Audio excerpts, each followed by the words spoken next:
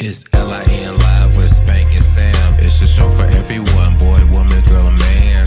So tune in on Facebook and YouTube. Guaranteed to make you laugh and make you feel good. Yeah, it's the LIN Live show with Spank and Sam. It's the LIN Live show with Spank and Sam. It's the LIN Live show with Spank and Sam. It's the LIN Live show with Spank and Sam.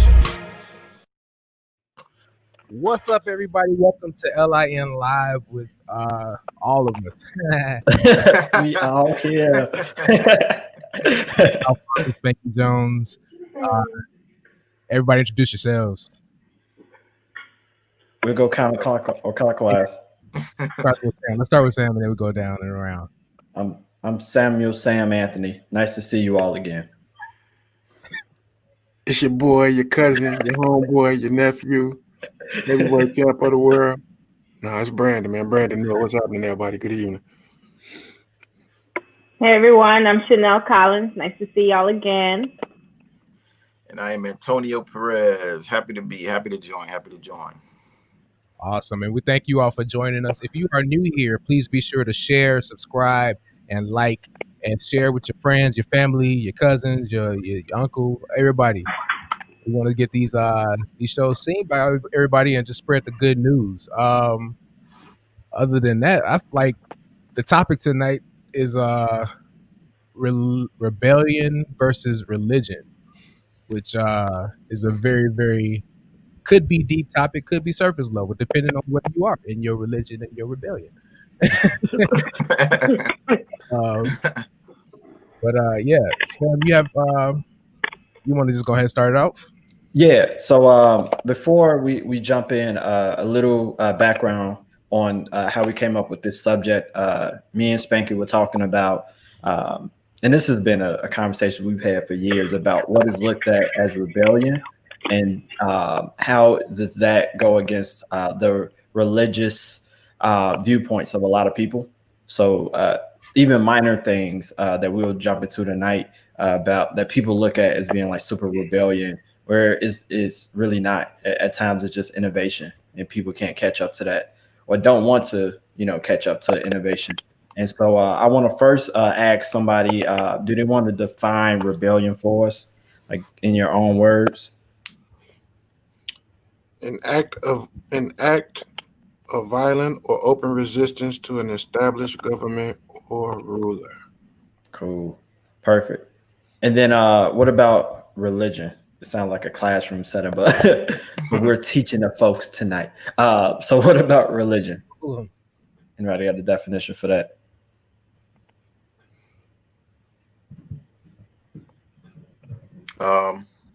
A set of beliefs of some sort of higher power that is greater than than we are, that we believe in something higher than a being that's in control of everything, with a set of traditions and rules that govern the institution, I should say. That's good. And so how do we, anybody for this one, how do you all think religion affects our society and our culture?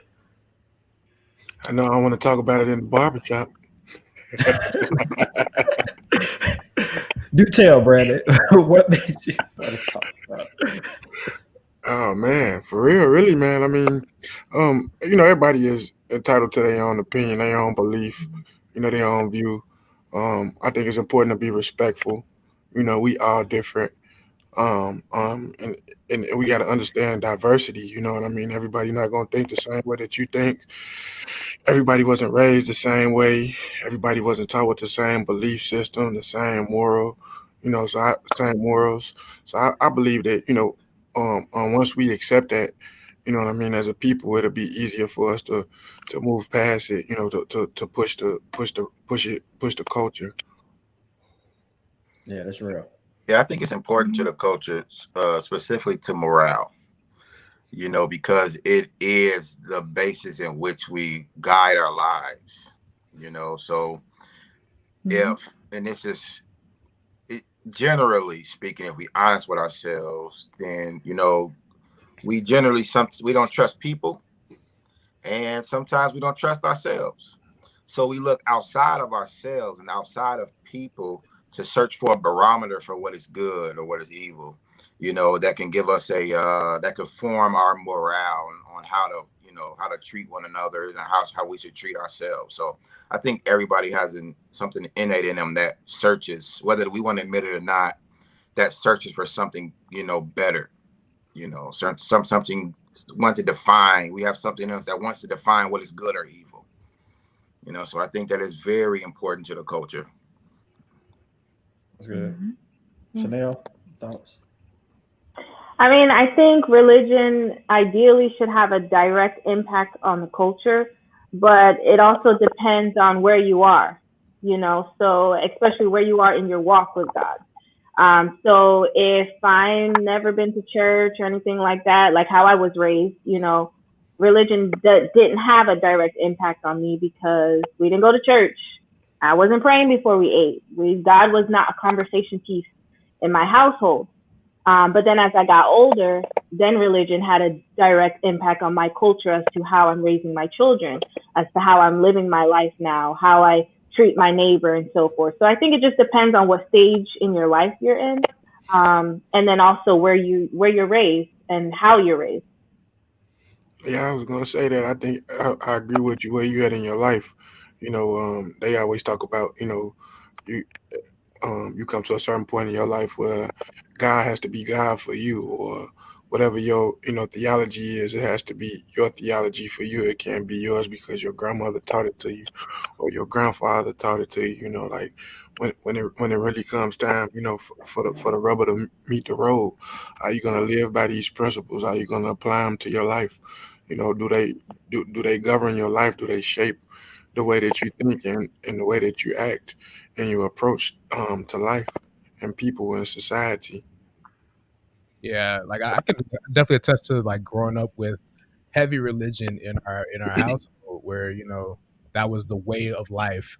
But it wasn't until like I started getting older and learning God for myself, where I discovered the difference between relationship and religion. So and finding that a lot of religions had a lot of bondages that like basically bound up people from doing the things of God because it was personal opinion clouding, that. And that's what a lot of religions are basically shrouded in a lot of personal opinions and put off as truth.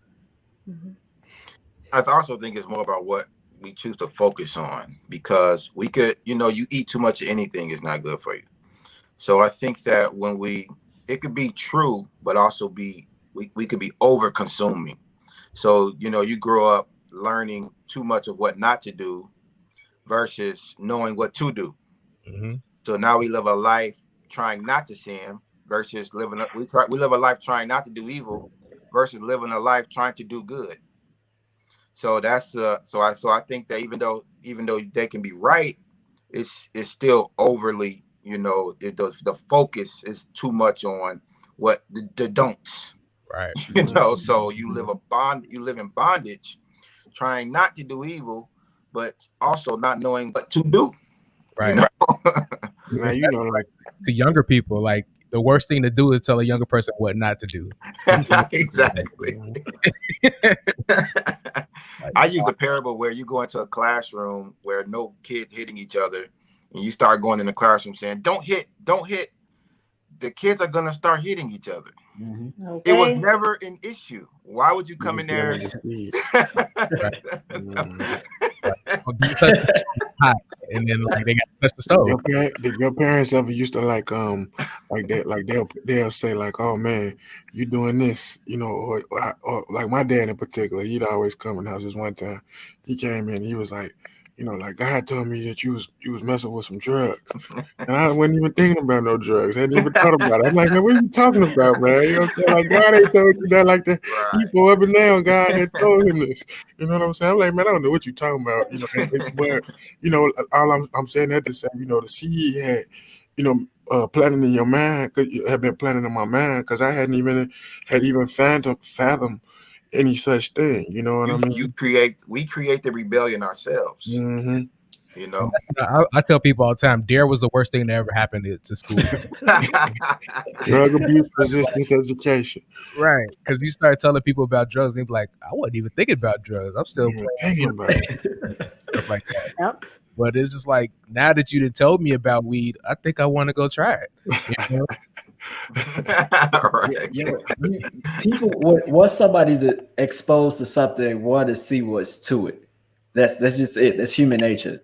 It's Like Right. somebody talked about touching a hot Curiosity. stove. Yeah, curiosity killed the cat. Why? Mm-hmm. Because cat wanted to know what was going on. Like so, Yep. the cat got Paul killed. say, I didn't know what I was doing wrong until the law came. Yep. You know, so I didn't know, until the law came. So that's where, it's not the solution. It's awareness. Right. So you shouldn't be always, if you overly aware, you become paranoid and you become anxious, and so I think that's the issue. It's just overly aware of don'ts, versus the focus on what we should be doing. You could seem kind of weird sometimes because like my wife, you know what I mean. Like her family, they grew up celebrating Halloween and stuff like that. Mine And too. you know what I mean. And you know how we came up, it was no none of that. I mean, we went trick or treating one year. Hallelujah night. On 79th, Frank, you was there, 79th and Green. We went trick or treating this one night, and we didn't even have no costumes. This is when the members only outfit was popular. So we had the members only track suits, and we was supposed to be gangsters, and we had the beepers with the bubble gum in them and stuff like that. So my auntie used to do hair in the basement, and we went trick or treating on 79th and Green. We come back with a bag full of candy. They took all of the candy away. I'm talking about, and then sat there and ate it in front of us. So we was scarred from Halloween. You know what I'm saying? Like we never wanted to. I've been on 79th and Green, Spank Toe. You've been over there to the house in the basement. You know what I'm saying? So it was like we never wanted to. Like that scarred us from even ever wanting to go out and get candy. So I'm saying all that to say, like y'all seen us been down here for 3 weeks. My Christmas tree been up because, like you said, Tony, we like trying so hard not to do it wrong. You know what I mean? But that when you grow older as a parent and as an adult, then you see things and then you're able to make an educated decision for yourself. You know what I mean? You know what's best for your family and what's not.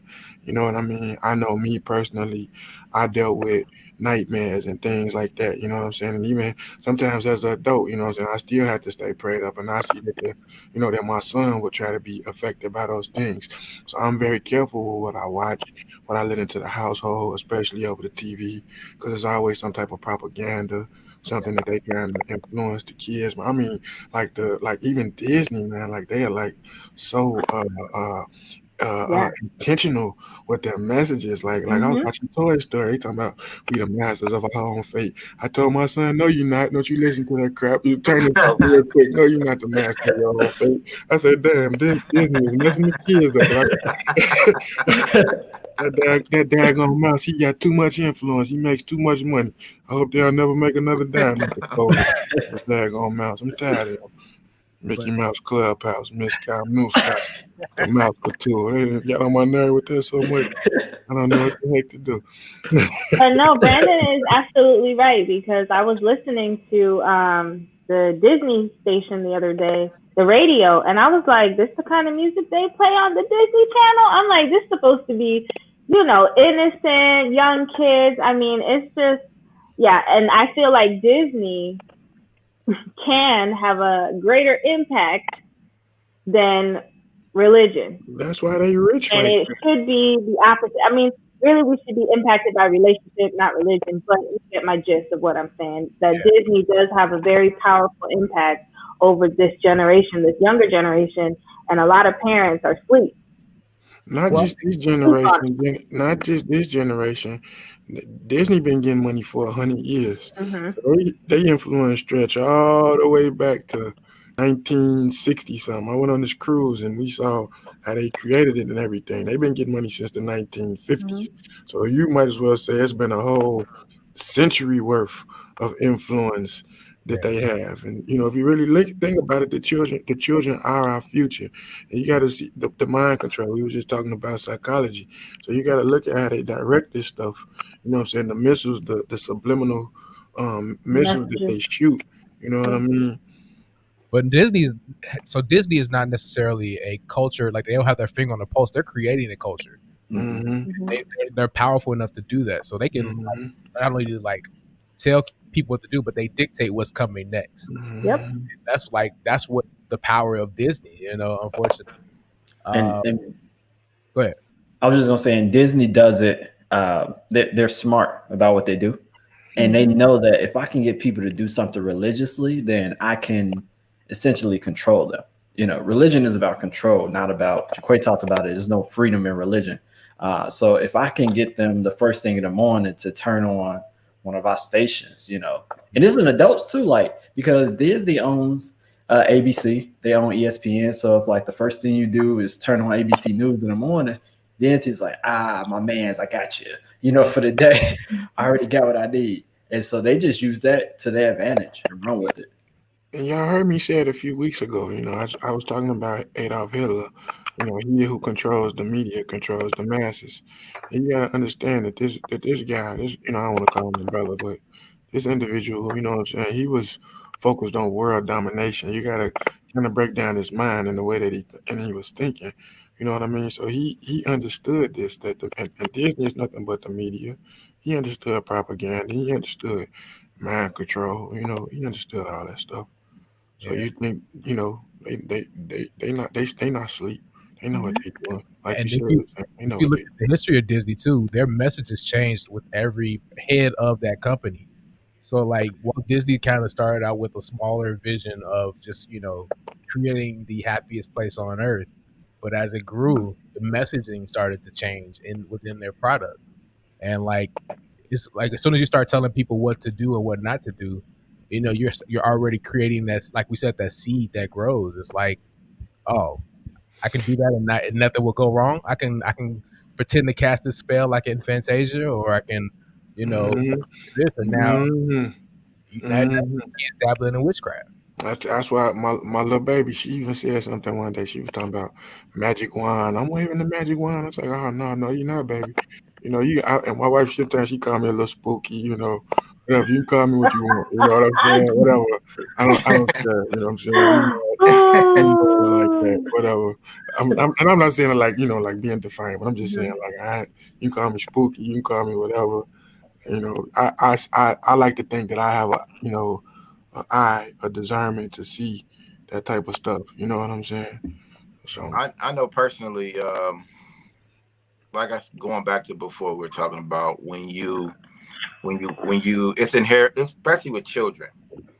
When you tell them not to, you're forming that curiosity. So my daughter, ended up overhearing, my 2-year-old overhearing somebody saying frickin'. So she's saying, she running around the house like frickin'. So, and my wife was about to go in. I said, wait, calm down. Don't attack it. Because if you attack it, she's 2 years old. She can't discern good from evil. If you attack it and saying no, then you're gonna make her want to say it more. Every 5 seconds. Hey, my So son, now she's gonna keep frickin', because now I know it's something to it. Yeah. So I'm like, calm down. We're gonna change the subject. And give her a hug and hey, look what's on TV. You know what I'm saying? So that's where we apply wisdom to being over, especially with children. You gotta, I think, and everybody rule their house different. But I know me personally, children don't know good from evil. So this is where we apply a little wisdom to know that she heard this from somewhere. She don't know this is a bad word. And if I tell a 2-year-old, no, don't, that's bad. No. Now I hear it every day. They know to I guess I must be doing. They don't know it has power until you say no, don't do it. Right. So now I must be doing something counterproductive then, because my son, Like he'll hang with my wife, sometimes, especially during this COVID thing. He's at home, I'm still working, and I catch him going like this all the time, like flipping the wrist. So I'm always, put your hand down, stop, stop, and put your hand down, don't do that. And she'd be like, man, you bringing attention to it, but it just bothers me. Like I'm not at a barbecue or something like that. Like I just can't see past it. Like. So now he knows, like, cause I've been on him about it. So now you'll see my wife do it. He'd be like, "Mommy, put your hand down." I'm like, "It's okay for the ladies to do it, but you don't do it, though." You know what I'm saying? Yeah, with my daughter, with my daughter, I give her history on things. So like why we don't do certain things. If she sees something, and then like if she sees it again, then she has insight and wisdom as well at 7 years old. Like, okay, we shouldn't be watching this, or what I'm saying, I shouldn't say this because this, that, and the third. And so I think you just have to know your children and how they're going to react. Yeah, and I think education is the best way to kind of, deter a lot of it. Just tell them where it come from and like why you don't want to dabble in it. Like instead of telling them no, no, no, like give them a why. I think giving people a why is a that's too many options. See, my wife said the same thing. See, I'm from the old school. I'm like, it's because I said so, and I'll bust you in the head. When they ask me why.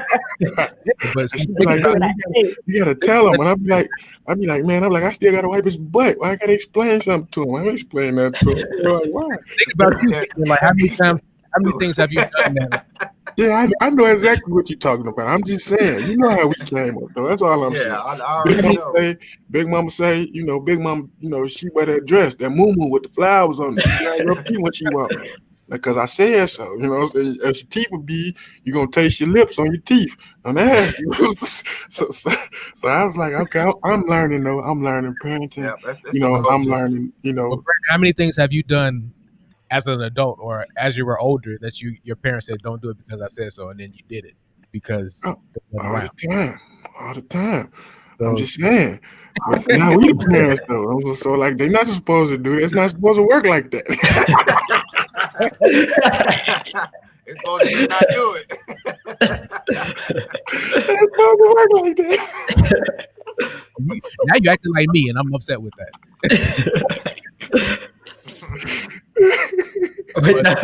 That goes back to like even like so rebellion, the site of rebellion, like going telling people no, like we said, creates that curiosity, and now they're doing it.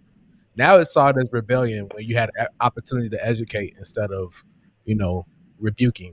What if I would look at my dad? What if I would have said freaking well?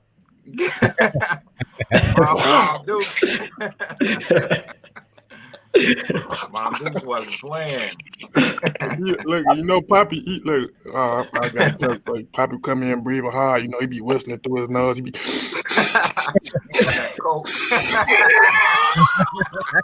Hey, y'all start talking about my pastor. I love you, Poppy. I love you, Poppy. I love you. Talking about my Orlando pastor. I love you. But Brandon, remember we used to be slick while we were spelling stuff out in Liberty Academy. Look, Spank. I got a story for you. I got good story about Spanks. One time we in class, I tell him about this all the time. I see him. We in like the 4th grade, okay, and some kid let Spanky see his marker at coloring time or something like that. I guess Spanky gets mad. Spanky takes the Crayola marker and he slams it on the desk, ruins the whole marker. When he gets out of school, his dad wanted to whip him with a brush. We used to ride home together and stuff like that. Wanted to whip him with the brush, but I always tell him, Spanky, remember that time he took that Crayola marker and scratched it out the test.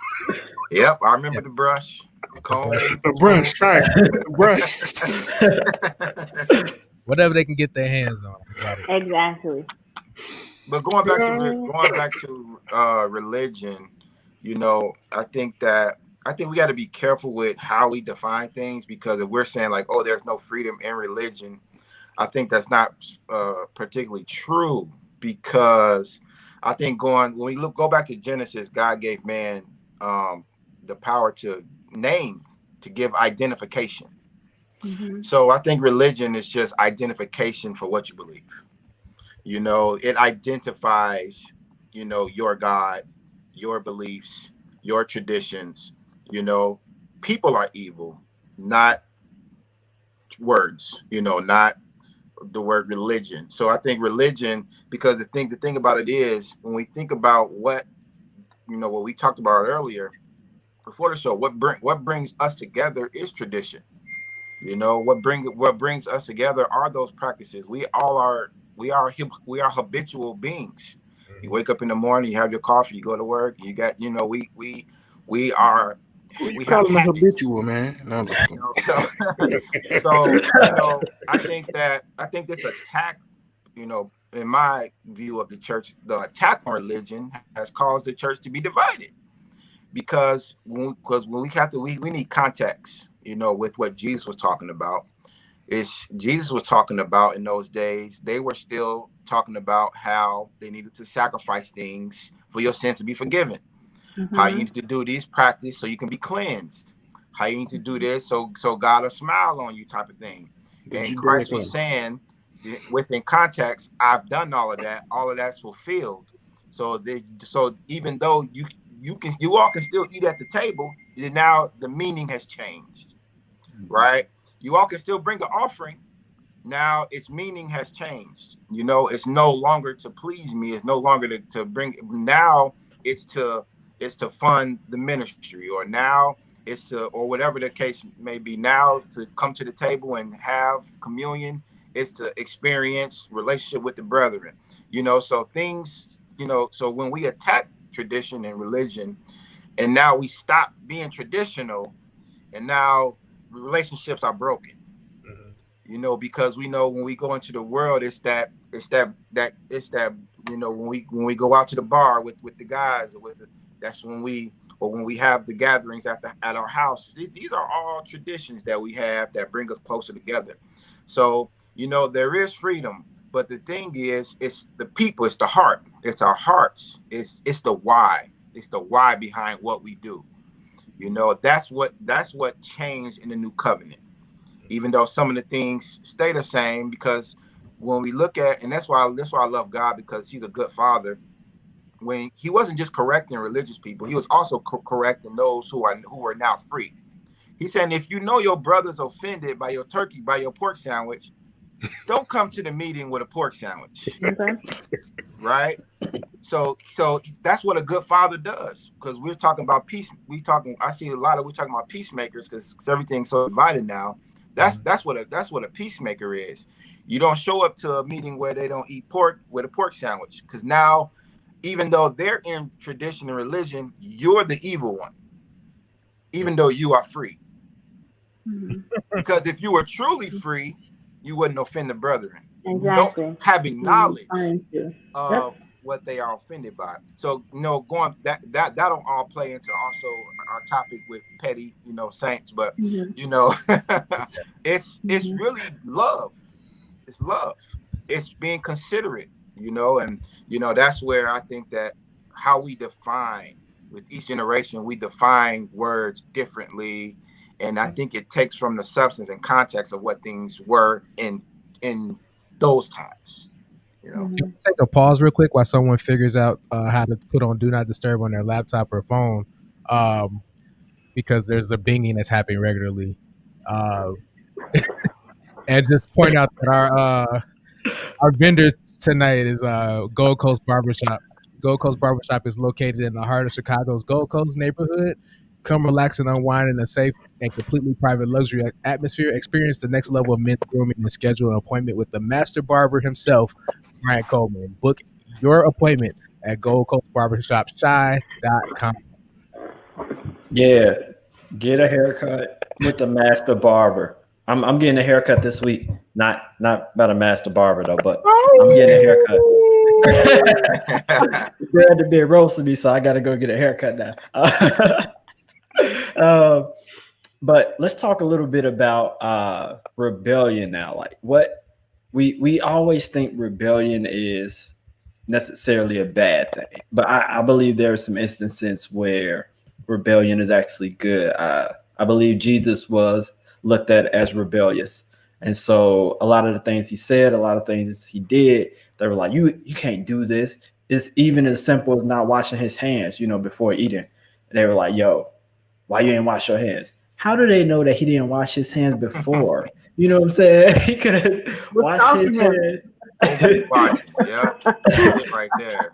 You Stop. ain't come to the Watching, table waiting. and wash your hands. So, fam, you out of line, bro. I don't know what you doing here. You got all these people with you, but you ain't washing your hands. And now everybody touching the chicken, and the chicken dirty now. So, let's talk about rebellion a little bit. Well, I think that. Oh, go ahead. Sorry. no, I was just gonna just point out Teresa Hollis's message today about good trouble. Like I feel like good rebellion is like that, where you're doing things strategically to break Mhm. up the fallow ground or the bad stuff. So like I think rebellion is technically like it's perceptive, like it's the perception of someone that is judging that action to determine if it's rebellious or not. So that's Correct. that's my personal opinion. hmm I But think that in today's culture, like outside of the biblical culture with slavery and all that stuff, we had to rebel. We had to do what we had to do in order to see a change. And we're kind of seeing the same format being displayed today, with besides the riots, but with the protests and this and everything that's going on, sometimes you got to be rebellious. And if you want to see a change, um, you know, some people call it rebellious. Other people call it, standing up for what's right, making a stand, making your voice being heard. So like you said, Pastor said, it is pretty much based upon the view of somebody trying to look at you and say what you're doing is rebellious. But really, 9 times out of 10, you're really doing something that offends somebody else and they can't handle it. So now you're rebellious. and also a lot of innovation came out of rebellion too. If you look Yeah. at it, by breaking the rules is how we got a lot of the stuff that we got now. Yes, Just sir. out there. Yep. Yep. Because these rules were not for us anyways. I mean, they were not to help us. They were to oppress us and to hurt us. So we had to at some point rebel against this retarded system that was in place to try to keep us as slaves or to keep us as not having anything. It's just really sad sometimes when you just sit and reflect about your country or even other countries, the things that they have done to humanity and to people. It's sickening. Even with Hitler, it's just you know sometimes you got to rebel, period. I think it's a very thin line between rebellion and obedience. Rebellion is in the eye of the beholder, like you were saying earlier. We've been taught that most authority comes from God, that every authority is an establishment of God. You know what I mean? And when you're going against authority, or when you're going against a set authority, then you're going against the will of God. That you're going against the establishment of God. So I think that it's a very thin line. I'm not saying that that's the case. I'm No, just no, I was reading a comment. Yeah. okay. Yeah, I'm not saying that's the case, but it's a very thin line, man, between that. So I think the question need to be like, how do you weigh it? You know what I mean? Like how you weigh rebellion, how you weigh Mm-hmm. obedience. Again, you know what I'm saying? Tony, it comes back to the tradition. You know what I'm saying? Like okay, like they call Jesus rebellious because Jesus said, I didn't come to abolish the law. I can't, what do you say, come to fulfill it or something like that, right? He didn't come to abolish it. So Jesus didn't come he rode with the law too. He did things differently, but he also adhered to the rules and to the protocols of the things that were set before him. So that's why I say it's a very thin line, man. You know what I'm saying? And Between, to answer Reggie's question, you got to think of it this way, Reggie, because we all grew up around a group of, I hate to sing about the baby boomers, right? Some people, let's just be let's be specific. We're going back to the pork sandwich. Some people will never eat pork. You're never going to free them from that. So that's where that's where you apply wisdom to it, and that this is something that they practice and they do it. Just Paul said they do it, in the name of God. This is paraphrasing it. You don't eat pork and give thanks to God. They eat pork and give thanks to God. Leave each other alone. That's basically what Paul said, because you're doing it, in good conscience. So that's not freedom. You're not freeing them because they're not in sin. You know what I'm saying? So that's going back to now you become guilty of the same thing that religious people are doing. You like the people were going back to what Sam was talking about the hands washing. You looking too close. What the Bible says, examine yourself. Why are you worried about what you am or not eating? You worry about somebody washing their hands or not washing their hands. You looking too close to somebody else's life when we should be examining ourselves. Now going back to my take on rebellion and Pastor Allison's message, which was great. She talked about basically what I got. A quiet room was not always a peaceful room. Because where it's quiet could also be where there's oppression. That's So why they're so quiet. because who know, going back to what Brandon was talking about, how we were brought up, you walk into a quiet room, there's probably abuse somewhere because somebody done cracked the whip. Because somebody in this house is cracking the whip. That's why it's so quiet. It's not peaceful. It's quiet because they're afraid. They're quiet because they're afraid of getting that next crack. It's not peaceful. Yeah. So that's where good trouble comes in and we speak up when there is oppression in the room, and how we could determine whether it's good trouble is if you look at what someone has to lose. The intention. Yep. Because if there's much to lose, then it's time we examine their hearts that they may be talking about something because they have so much to lose with what they're doing. Now we know some people, they're really rebellious. They ain't got nothing to lose, and they just out here causing division. And that's how you going back to the scale. What do folk have to lose? You know what I'm saying? So that's why some people could speak the truth and nobody listens to them at all. You know what I'm saying? Because they don't have much to lose. But that person that has more to lose, and what they say will carry the greatest weight, even if they're wrong. It's like the Joker. It's like the Joker and Batman. They just want to watch the world burn. One thing, I go back to what Chanel was saying, like the laws, like it's all interpreted throughout the years.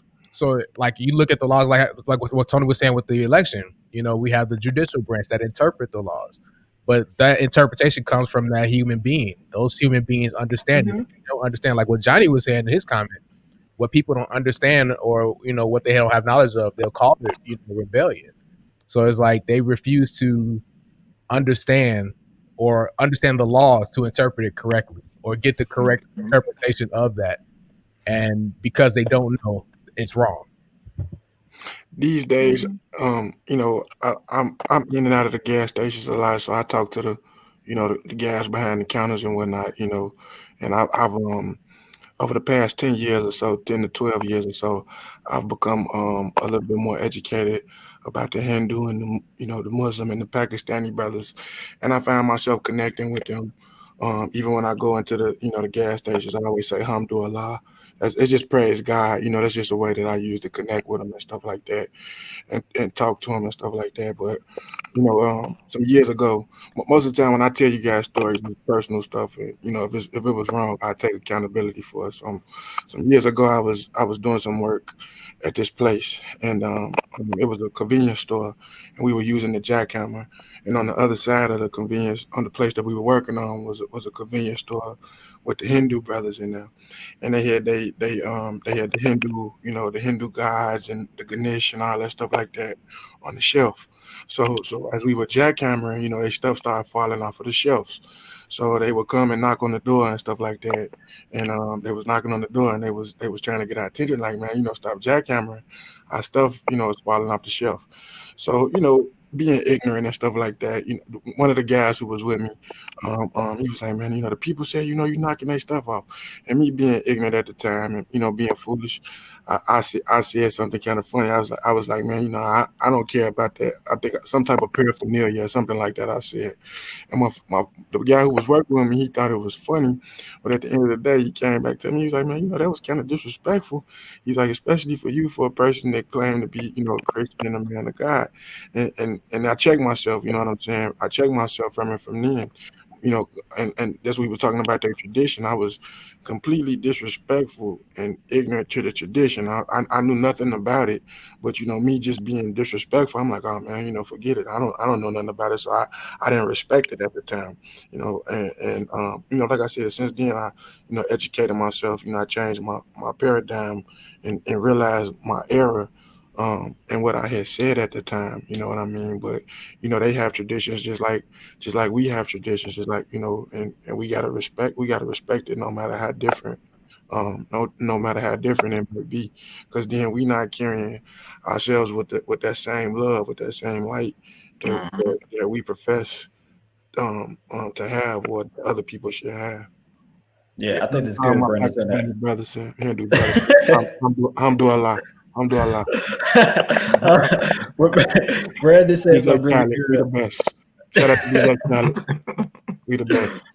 When Brandon talked about respect, the first thing that popped into my mind is love. Like, you really can't love people without respecting them. You don't have to agree with them, but you should respect them. Like, and how do we? It was good. Brandon talked about how, like, he corrected himself. Like, you can't show the love of Christ if you don't respect people. I might not agree with what you believe in, but if I respect you, then I'm showing love. And then who knows? Down the line, those people are like, "Hey, it was this dude who came in my store. He always talked to me in Arabic. I don't know what he believed in, but one day they're like, "Hey, what you believe in?" You know what I'm saying? Oh And man, just they from that, love me. They love me now. They vibe with me, man. They give me free stuff. Sometimes, if I'm short a couple cents, oh man, don't worry about it, bro.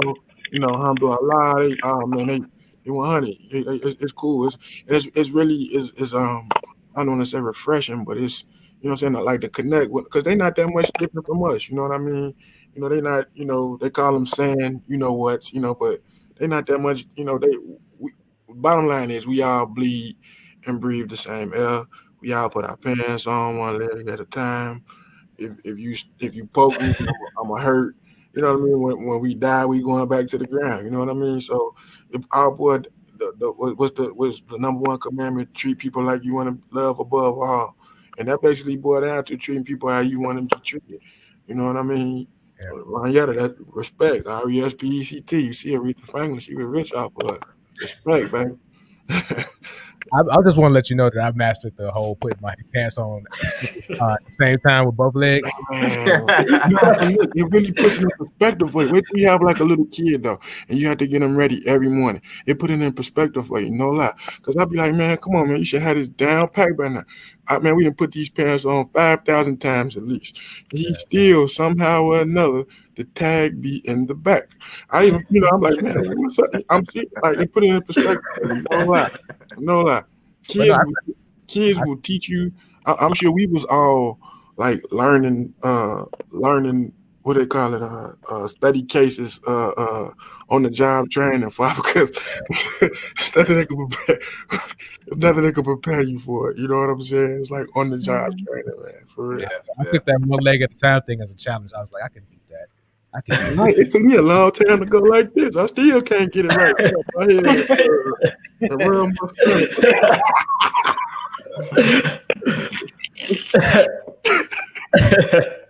And I get look, I'm messing it up now. And going, I think this is a perfect time, like during the pandemic, where we're really seeing, in relation to religion, who's really, who really believe what they've said they believe, because now you don't have your traditions. Now you don't have your gatherings. Now you don't have your communion. Now you don't have Up, so what now? up. Does it mean that, because I watch, a lot of people don't know, I watch battle rap. So now that I know that. there's there's no crowd, right? Some guys can't rap because they need the gas. Yep. So now your gift, your talent is being tested. Now people really preachers, or people really, now it's really being tested because you don't have the gas no more. So Mhm. during this time, now you don't have your traditions. Now you don't have your practices. Are we still in relationship with God? Are we still checking up on the brethren? Do we have the love that we said we did when we was in the temple? right? So I think this is the perfect time that is testing, is the wheat and the tares, it's letting all of us know what's really real in our hearts and what's not, you know. Hmm. Yeah, that's good because at the end of the day, it's not about. I mean, it's not really about the religion. It's really about your personal relationship with God. That's really what it's about. And so, like you said, during the whole pandemic, that's testing your relationship with God. Do you really have a relationship with God like you say you did? So, and then to Tony's point when he was talking about the pork, you know, I feel that, we all should be at a place where I shouldn't be offended if you come in here and eat pork and vice versa.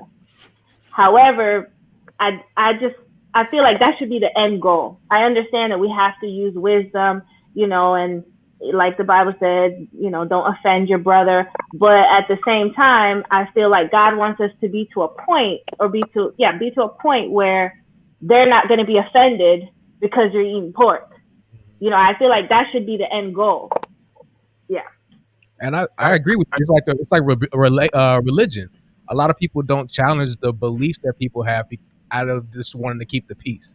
So now they're Hmm. sitting there oppressed, like we were saying in the Hmm. message, because they don't Eating want. a salad. Yep, Hmm.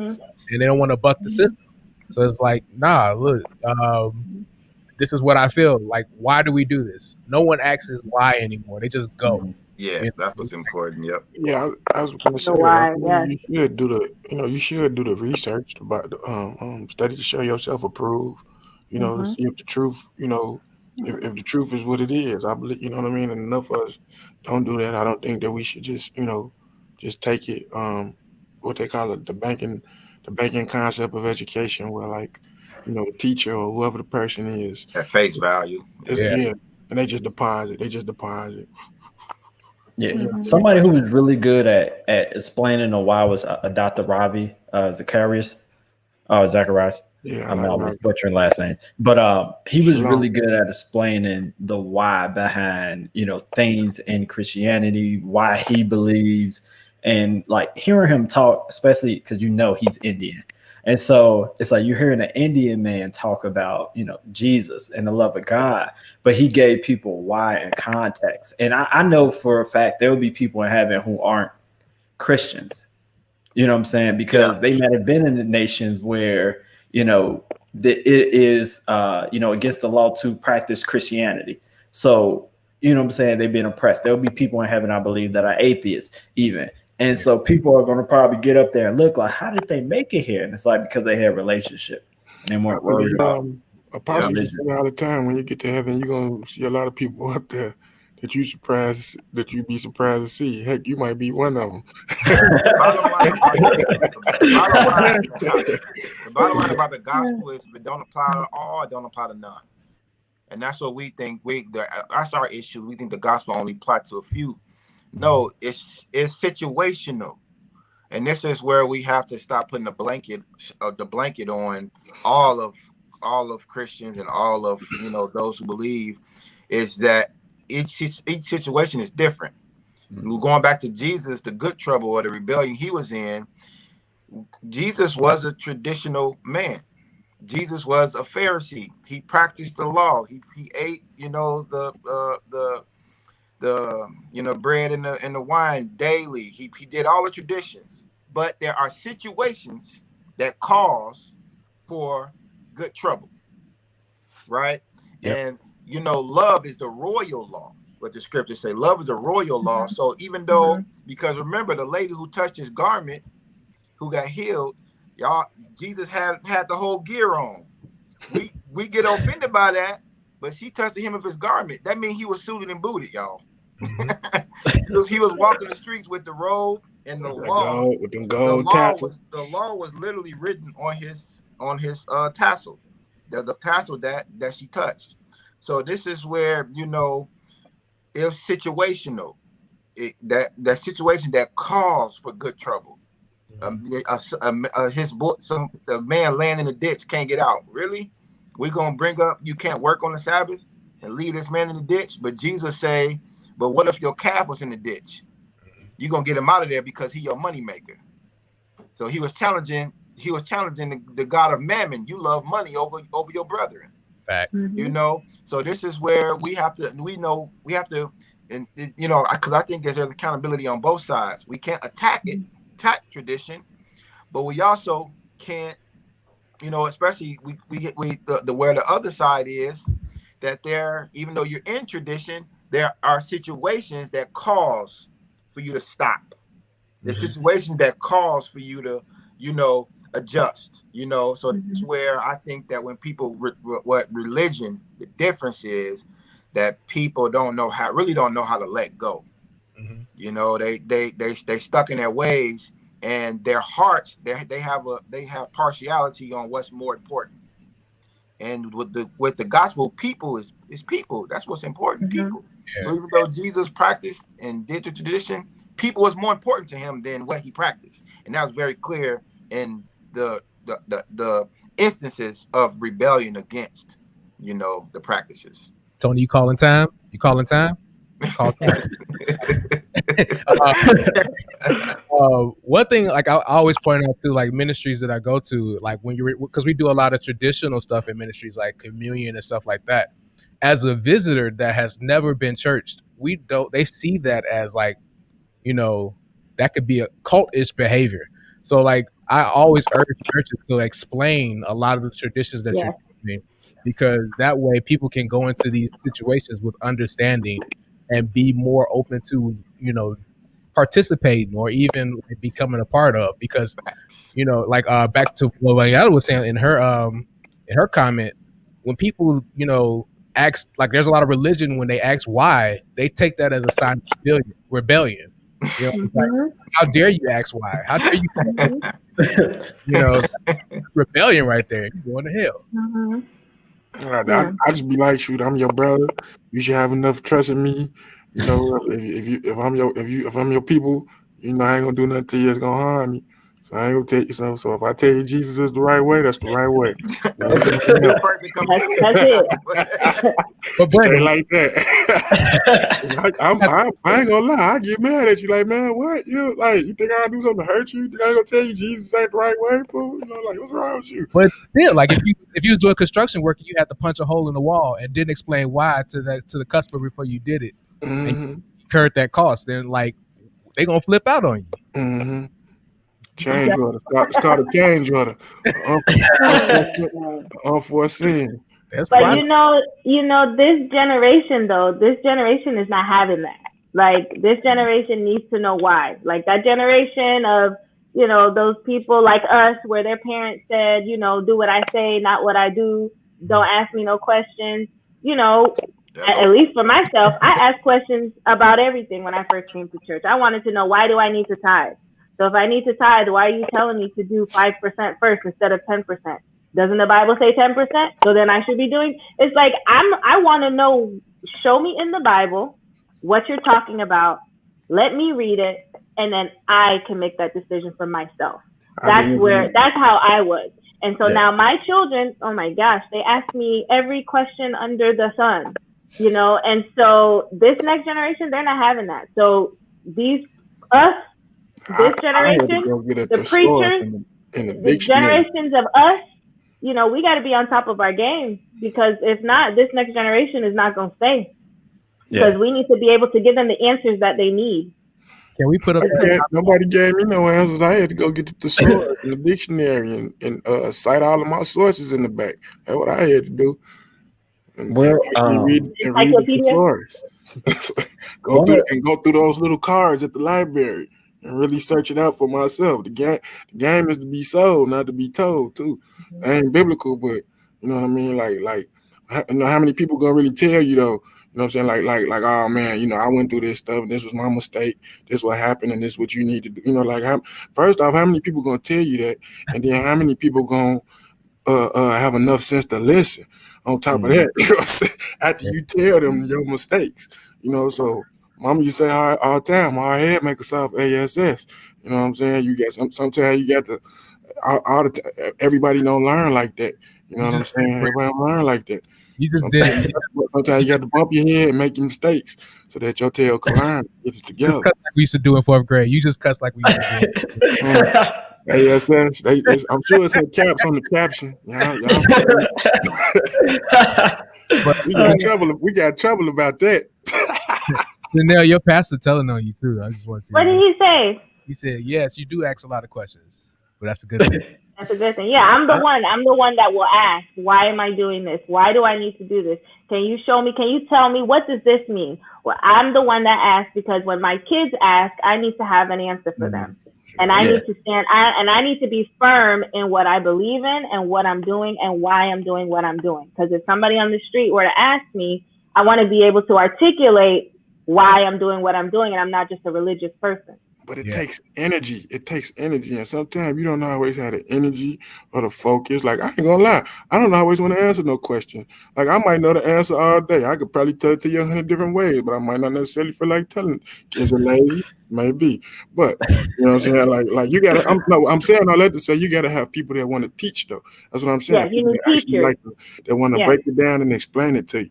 And I'm like that, you know what I'm saying? I will, but I guess it's selective, you know what I mean? Like when I think a lot of people don't like to be asked why though, because they feel challenged because they don't know why.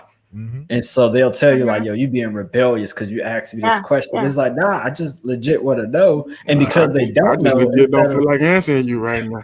Yep. They pretend to be disrespected. They pretend to be disrespected. But think about it.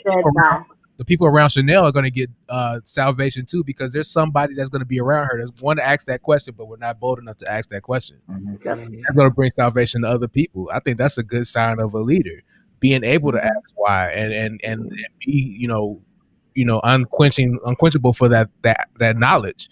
Because like the question I always want to ask is why we got to wear black and white on first Sunday. You know what I'm saying? Like, what's the deal with that? Because as a visitor, I walk into a church and everybody got on the same color on one Sunday. I'm like, whoa, I'm out here, bro. Don't go to Sharks at the church when you see the people from the AME. They have their clergy collars on. They be hitting them big black and white hats. Walking down the street at the same time, going to the chicken place. No God. That's right, Johnny. No God for yourself. There you go. No God for yourself. Well, I like to wear my black and white with ripped jeans on and t-shirts, so you know. Man, I thought them concrete. That might offend somebody. You better be careful now. Right. Nobody wants to Sam. No, they say like the women gonna fall because they see a little bit of your thigh. You know, it is what it is. I just keep the knees out there. Like I'm gonna wear the black and white ones one Sunday and the red and black ones the next one. You could be flat though. You could still follow the rules and be flat though. You know what I'm saying? Like you put your clergy collar on, you know what I'm saying? Be fly with your Jordan, whatever. However you like to play it, whatever. If you like New Balance, you put your black and white New Balances on. You know what I'm saying?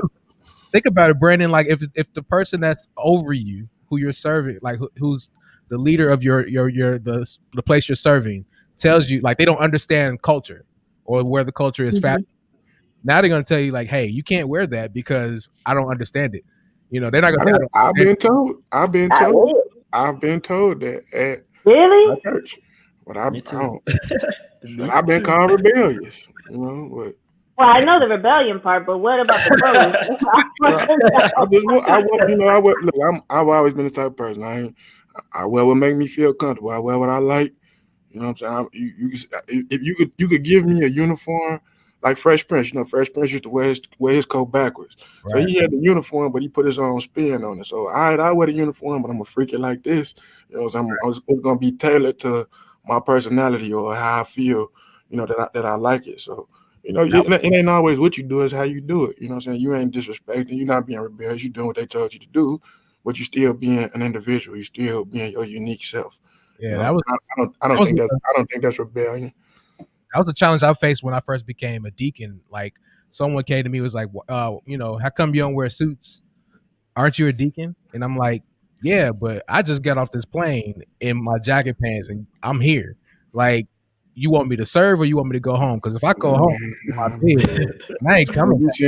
You seen me do praise and worship in some Jordans. I'm standing up on, if they say stand at the front and they'll let me when nobody's, I'm standing up there with some Jordans on. That's what I got on, my mics, Christian jeans.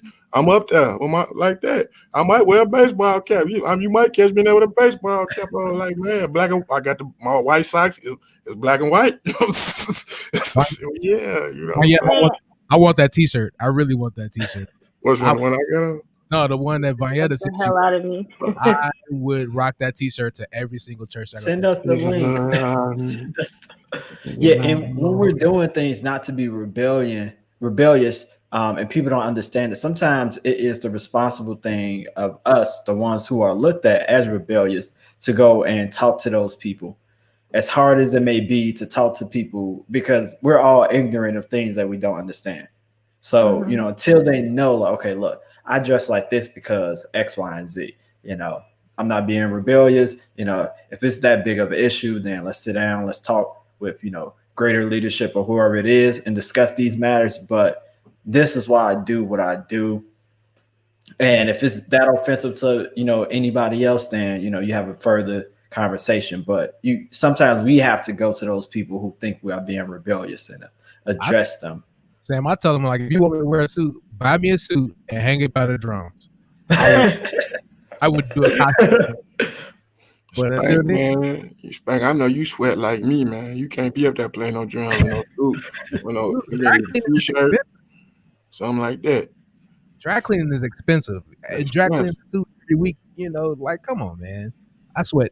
I would sweat so much. And then I do wedding band stuff, so I have to wear a suit like all weekend. So I'm doing Friday, Saturday, like reception. So like when Sunday come, I don't want to be in a suit. Like, and then I just sweat it out all my clothes. You need to breathe. You need to let, you know what I'm saying? I understand. You need to breathe.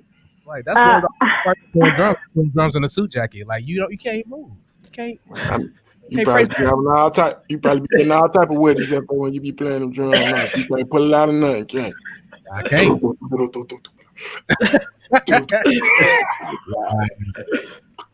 I believe at the end of the day, we are there not only to reach our community, the church, but also to reach the people outside the church. And so if we think, that somebody's going to come from outside the church and see everybody in suit and ties, first thing they're going to look for is somebody to identify with. And so if there's nobody to identify with, they're not going to stay because we all look like a cult. There's no individuality. There's we're all the same. We should be one body, but we're all individuals. And we should be able to express ourselves through our clothing. I mean, as long as we're not being provocative and whatnot, I feel as though it should be okay. But to be told that you can't wear jeans or you can't do that, I mean, I don't know if it's just the Orlando culture, but we're totally free there. We wear jeans, we can wear sweats, we can wear, whatever. We don't have that problem because we go out in the street and we bring people off the street. Yep. And we need them to know that we're human just like you. We've been where you are. We share some of our testimonies and things like that because we're trying to connect. And that's the end goal, is to connect. So I totally dislike that whole clothing thing. Like I really don't like it. Like I'm that person who will go to a church where the women can't wear, pants and wear some pants, like just to prove a point, which I know, that's what we're talking about. We shouldn't be doing, but I'm just saying it really bothers me when people try to pick on people because of what they're wearing. Because if a girl comes in and she needs salvation because her skirt is short, so you're going to send her out to church and we're not going to do nothing. We're not going to lay hands on her. We're not going to minister to her. We're not going to love on her because she can't afford to get a longer skirt. Like that's not right. Yeah. That's one thing I love about our apostle Shireen Lathan, man. She a real pastor, she a real person, and I remember when she first became the pastor, she instituted, I think it was like every third Sunday was Dress Down Sunday, Jeans Sunday. I mean, we used to go crazy on third Sunday. Wait for third Sunday to wear jeans and stuff like that. Wait, man, used to love it, you know what I mean? And like she was one person who kind of changed that, kind of changed that culture. When it comes to the suits and things like that, though, I do think, you should dress the part or whatever it is that you participating in. I will say, me personally, I don't want to look at no broke preacher. I don't want to see no over the top one either. It look like no pimp, but it look like you doing something. Look like you progressing in life. Look like that you believe what you say. That God is, what I'm saying, that He's blessing you. You know what I'm. Oh, and then even about the blessings, just I know that everybody have like different social experiences and things like that. You know what I mean? And I believe that kind of plays a part even when you come into church. You know what I mean? I always like to think I could tell who's who. From I've been to college, had different experience. Different things like that. So you can always kind of tell. Like, oh, this person was like that, or this person was like that. And then some people have hangups, idiosyncrasies, and different things like that, and they'll bring those issues with them from outside into the church. You know what I mean? And sometimes it's like, I don't want to call it a social experiment, but it seems like high school sometimes. Church does. It can seem Well, like it can seem like high school sometimes. Like, people could be catty, people could be petty. It's cliquish, it's politics. You know what I'm saying? All that. You know what I mean? So, different the social climate play a big part in it too, I believe. I want to kind of go back to like what we were talking about with the clothing thing. I found that one of the most disarming things to a visitor that's coming in, like Chanel said, is finding somebody that they can connect to. So like there would be a guy that would come in from like off the street, or if I know somebody, I invited somebody to church, and they're like kind of just dressed down. Seeing a guy dressed like them come off of from serving and come greet them is more disarming than anybody in a suit coming from anywhere and just like, hey, how you, because they see themselves and like now they can relate. Now they automatically feel comfortable. Now they're in a position to receive because their guard is down. So I like, was, I was gonna say, and I forgot that there's one particular Sunday this transvestite transgender person came to church, okay, and pastor had the altar call and everything like that. Had the altar call, and this person came up to the altar, and then it was like all of the brothers was shook, did not want to go and like catch the person. They didn't want to like no none of that. You know what I'm saying? Like, it was crazy. I think somebody even turned this person away. You know what I'm saying? I was like, man, like nah, we can't pray for you or something like that. So after the service was over, what I'm saying, pastor, she, how she is, she got out. Man, they human too. They need the love of God too. I dare you not come up in here and what I'm saying, not show them no love. Same thing that you talking, the same thing that Chanel talking about. You know what I'm saying? So that go hand in hand, man. We gotta um um we can't be indifferent, and even say that in the Bible, like like if a man coming there with a nice suit on, you're gonna treat him good, you're gonna give him a seat in the front row, you're gonna what I'm saying, you're gonna show him you being indifferent. You know what I mean? So we gotta so be Brett, careful. let me ask you a question. Go ahead. If Bill Gates dresses the way he does, and he was Mhm. some knowledge, and a guy that's in a 3-piece suit that look like money but ain't got no money, which one are you gonna receive? Right. You said, wait, ask the question one more time. So if Bill Gates is dresses like he does, because he wears like Walmart Um, like stuff, and then like a guy in a 3-piece suit that look like money but don't have no money is willing to give you knowledge. Which one are you willing to receive from? Ooh, I have to be honest with you. Shoot, I probably would lean to. I ain't gonna even lie. I'm gonna lean toward the dude with the 3-piece suit. I ain't gonna. I gotta be honest with you. But I would also, being the person that I am, I would make my decision, based off of having a conversation with them. I would, like, depending on who's saying what. But I ain't But gonna lie. the guys from the street can talk themselves into $1 million. They can Mm-hmm, say all the right things, but not have the substance to back it up. Where you mm-hmm. got guys that's dressed like Bill Gates or Steve Jobs, they got the substance, and they got all the substance. They got all the stuff to back it up, and that's what I'm saying. Like we have to kind of eliminate that that That's it, right? perception of Yeah, you can't judge a book by its cover.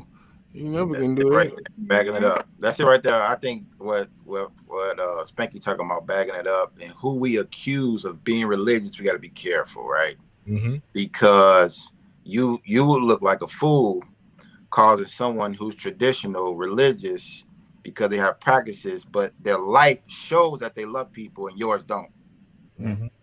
And I think that's one of the major issues with our generation is we pointing all these fingers at all these people but what have you done for people lately? You know, what are you doing for people? Because that's really the evidence of whether we have that love that we are demanding others have.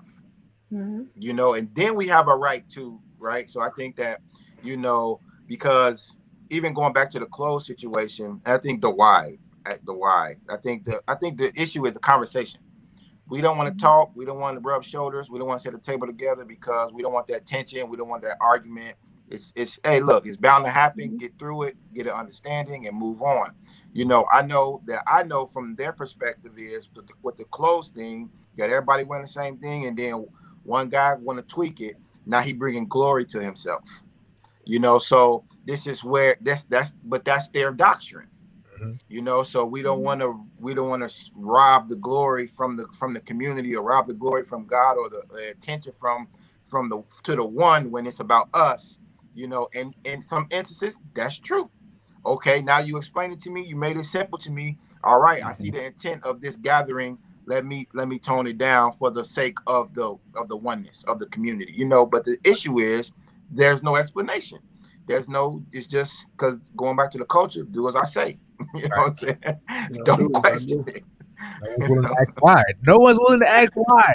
Just ask why. Do as I say, don't do as I do.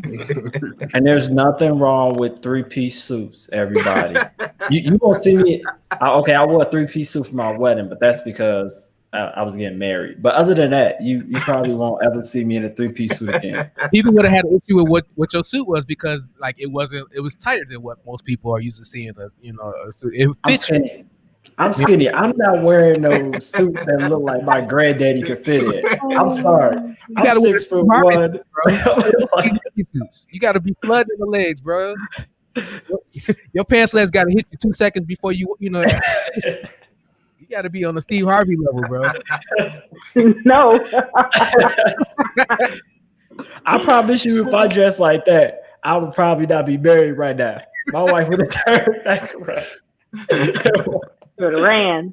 Fall back out the door. Like, nah, I'm good. That ain't Sam up there. I don't know who that is, but You know, one of the most powerful things that I saw when I first started going to church, I went to another church, and it was a 30-year-old woman who was preaching like crazy, and she was anointed, and she had this huge tattoo on her leg, like on her calf.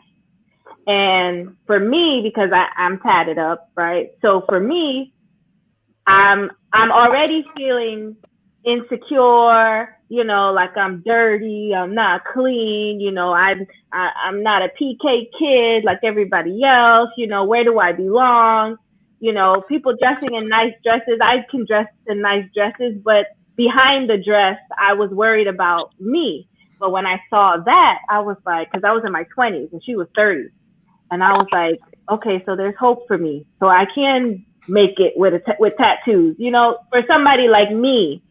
So, you know, I think that we have to remember sometimes that even our demonstration of ourselves can be a witness to somebody else, you know, and that really helped me because I was really a little bit shaky. Like, I don't know if I could do this church stuff because I'm not like everybody else, you know, so.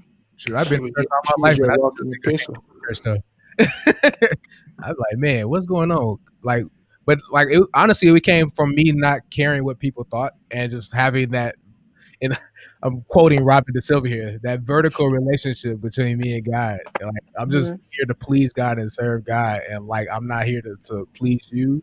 I'm not here to like meet your fashion standards. I'm not here to like. I'm here to get what I need from God, and I'm gonna do that. You know, the best way I can. Like. Because like I've definitely like when somebody asked me about why don't I wear it blew me. Like I was in my feelings. I was in my feelings and I was unable to receive the word that day just because of how they came to me about it.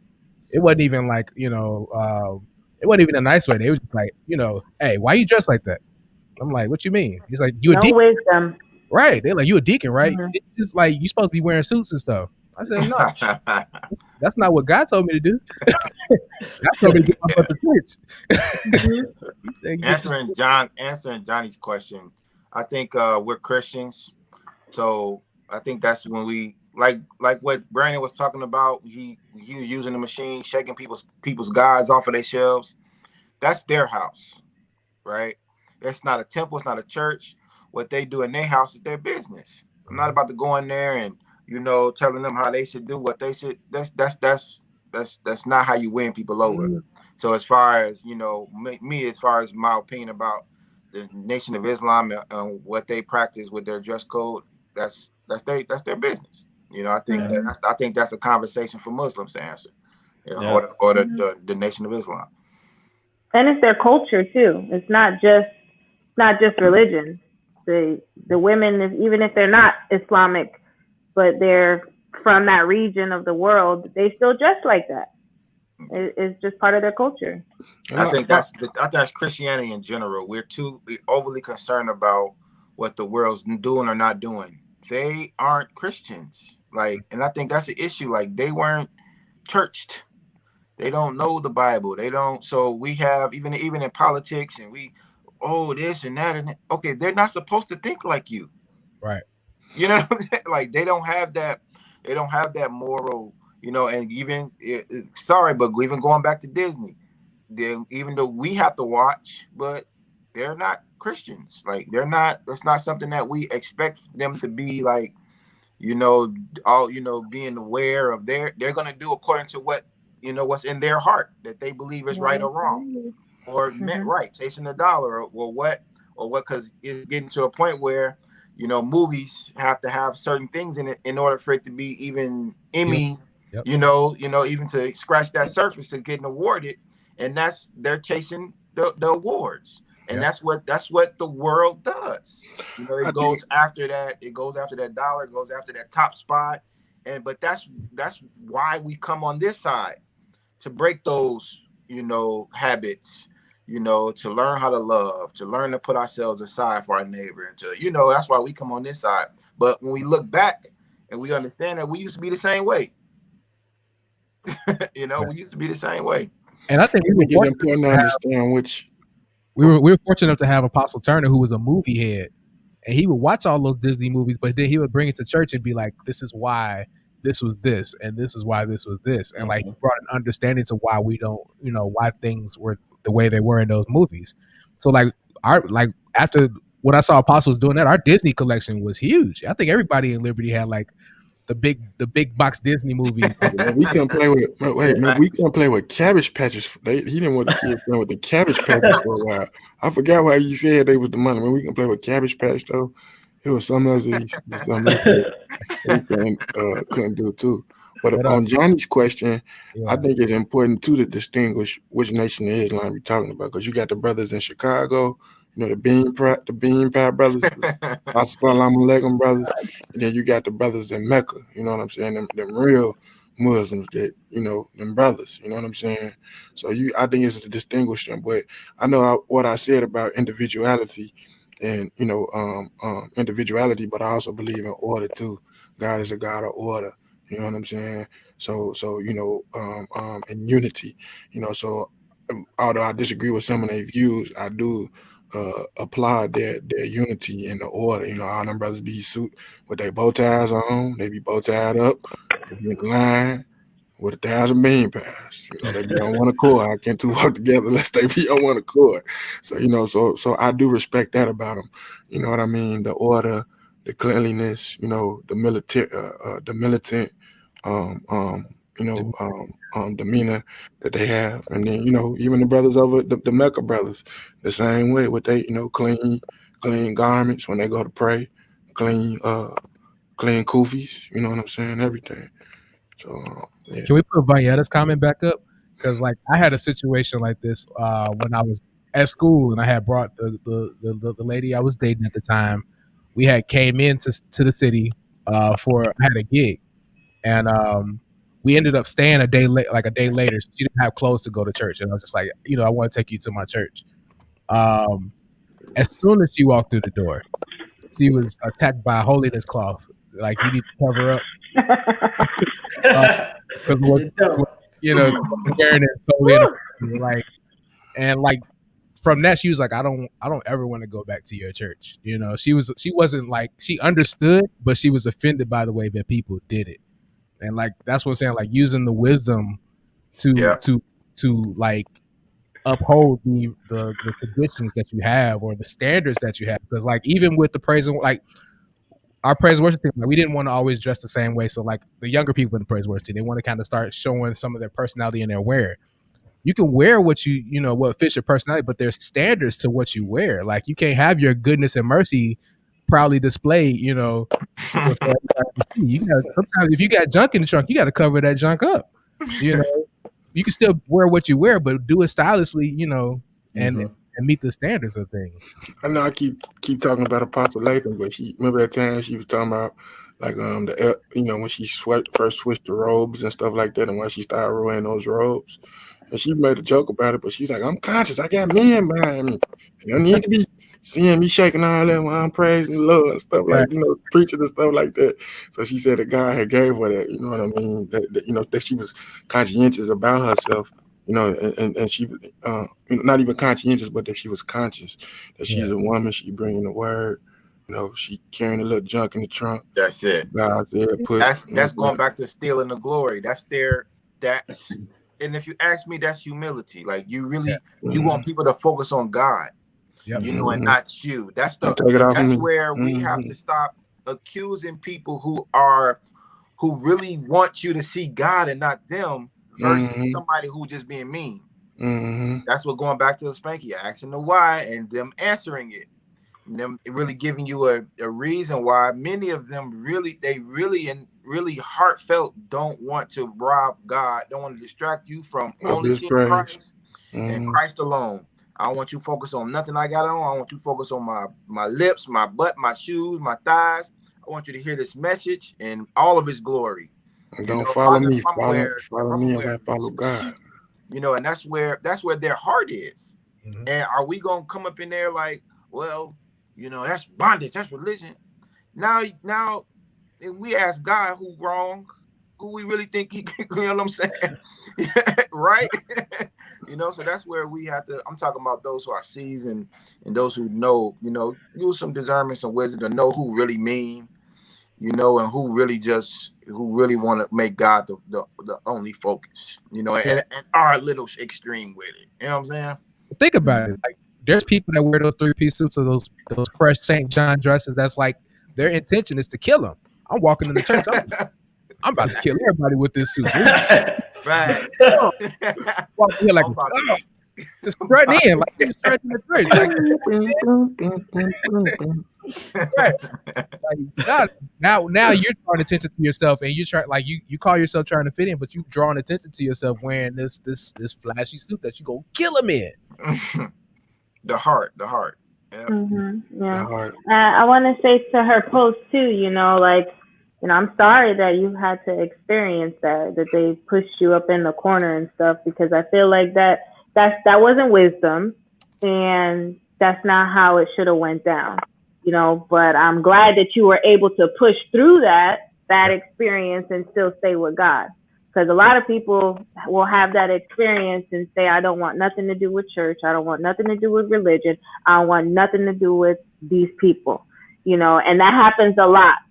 It really does happen a lot. And I get it. I get what they were trying to convey about the men are being distracted or whatnot.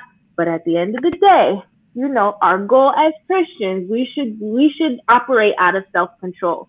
Because if you go out into the world, they just you just have on church eyes it's like you come to church with the same eyes that you have when you're out there in the world.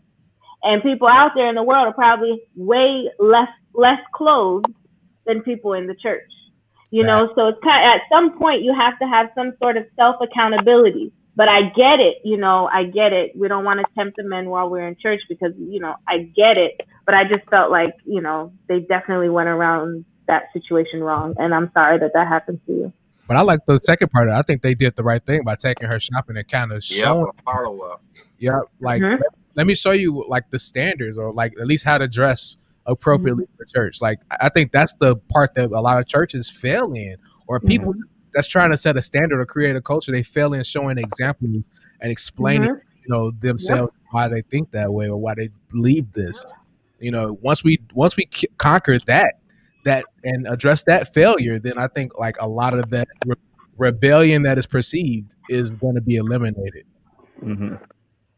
Yeah, man. This topic has been really good. I'm sure everybody who's been watching has enjoyed it very, very much. Let's get some final thoughts from everybody on this topic of rebellion versus religion.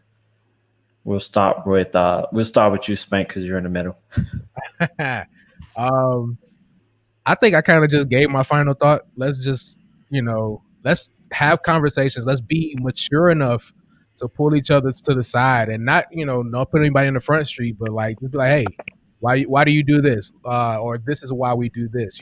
Just explain, because like if you find yourself unable to explain, it's gonna force you to learn what you don't know, and like you're gonna grow yourself in having to explain it. So like, let's just do our due diligence and like just take care of each other, walk in love, and do the dang thing. Come on. Yeah. Chanel. I would say, ask questions, and seek God for yourself. And if you're in doubt, you don't know why you're doing what you're doing, or why your church is doing what you're doing, or why they're saying the things that they're saying, you need to know why.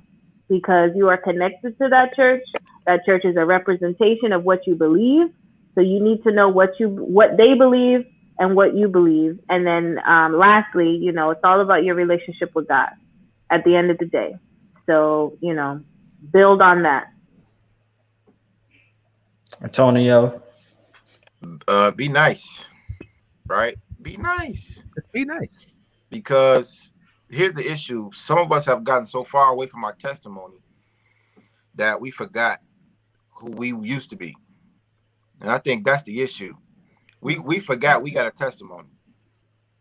We forgot where we came from. We forgot how messy we used to be.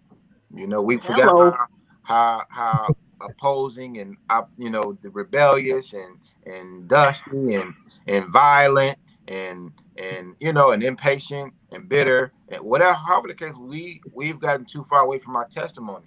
And I think that's the heart of the problem, is that now that we've gotten to a pattern of in Christianity, we forgot where we come from, and that these people are where we used to be, wherever we are, and that's what humbles you. Be nice on both sides of the aisle. Be nice to one another. So, Brandon.